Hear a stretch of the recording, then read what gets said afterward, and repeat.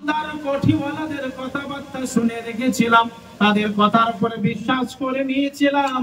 তারাও নামাজ পড়তো না, তারাও দিনের সাথে কোনো সম্পর্ক রাখতো না।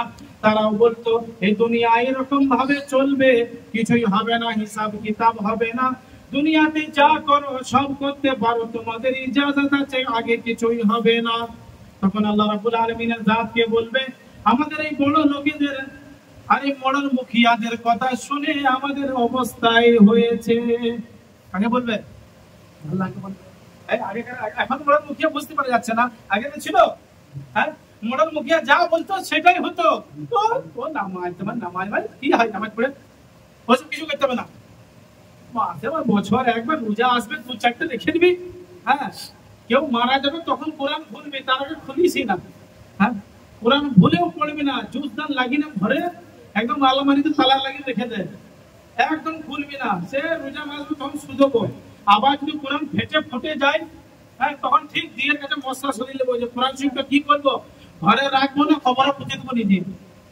হ্যাঁ, সেদিন শুনে নেবে একবার, বছরটা হোক তারপর দেখা যাবে।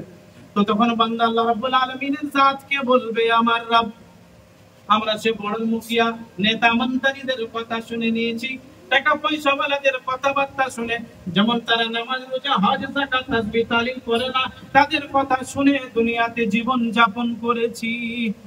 আতানাল্লাহ ওয়া আতানা রাসূলা। তখন সে বান্দা বলবে কুবরানা ফাদাল্লুনা সাবিলা, হে আমার রব, তাদের এই কথাবার্তা শুনে আমি গোমরা হয়ে গেছিলাম, তোমার ইবাদত করতে পারি নাই।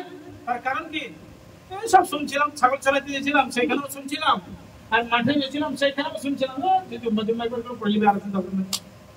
হ্যাঁ, তারপরে আল্লাহ রাব্বুল আলামিনের কাছে সে বান্দার দেখেন অভিযোগ আল্লাহর কাছে কি রাখবে। দেখেন এই বান্দাই, যে বান্দা এখন বলছে আমি নেতা মন্ত্রী মুখিয়াদের কথা শুনেই করেছি, মানে আমি গোমরা হয়ে গেছি। এবার দেখেন আল্লাহ রাব্বুল আলামিনের জাতকে সে বান্দা কি বলবে, রব্বানা আতিহিম যিআফাইন মিনাল আযাব, ইয়া আমার রব, এই শয়তানদেরকে নালায়েকদেরকে তুমি ডবল আযাব দিও। কেমন আযাব? ডবল আযাব দিতে বলছে আল্লাহকে। কাদেরকে? এই নেতা মন্ত্রীদেরকে, যাদের কথা শুনে মসজিদ মাদ্রাসা মাকতাব যাই নাই, শিখি নাই, পড়ি নাই, আল্লাহর ইবাদতে আসি নাই, এই বান্দাই বলবে আল্লাহ তুমি এদেরকে ডবল আযাব দিবে। ওয়ালানহুম লা'নান কাবীরা, এবং যত বড় লানত আছে, বড় বড় লানত, সে বড় বড় লানতের মধ্যে যেটা বড় লানত হবে এদের ঘাড়ে চাপিয়ে দিও। বুঝলেন, এরা আমাদেরকে কি করেছে, গোমরাহ করেছে, গলত রাস্তায় আমাদেরকে নিয়ে এসেছে, তার জন্য ডবল আযাব দিও। তো আল্লাহ শুনবে নাকি? হ্যাঁ, এটা কি আমাদের দেশ মানে যে টাকা পয়সা দিয়ে দেবো, নি বলবো জানাবে আলী খুব বদমাশি করেছিল গো, হ্যাঁ, আপনি যে শাস্তি দিবেন দেন, তারপরে আমার তরফ থেকে আমি 10,000 টাকা দিচ্ছি, আরো ডবল দেন। তো আল্লাহ পাক কি শুনবে যে ডবল আযাব আল্লাহ দিবে? ডবল আযাব আল্লাহ কি করবে না, দিবে না। তো বিরাদরান ইসলাম, আমি আপনিও কাল কিয়ামতের দিনে আল্লাহ রাব্বুল আলামিনের জাতকে বলবো, কিন্তু আল্লাহ পাক আমার আপনার কথা শুনবে না। কেন? আল্লাহ রাব্বুল আলামিন আমাকে আপনাকে দুটো চোখ দিয়েছেন, এত বড় মাথা দিয়েছেন, যে মাথায় আপনি দুনিয়া জাহানের সমস্ত হিসাব কিতাব ভরে রেখেছেন।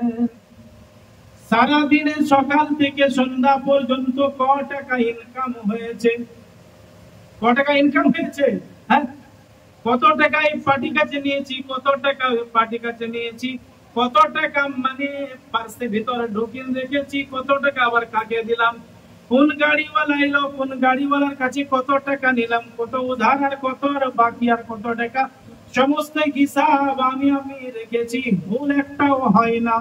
আল্লাহ রাব্বুল আলামিন বলবেন বান্দা দুনিয়াতে যখন তুই ছিলি সমস্ত হিসাব কিতাবের মামলা সলিড ইন্ডিয়ান দাঁতের মতন ছিল, তাহলে এই আমার হিসাব কিতাবগুলো কি করে ভুল হলো?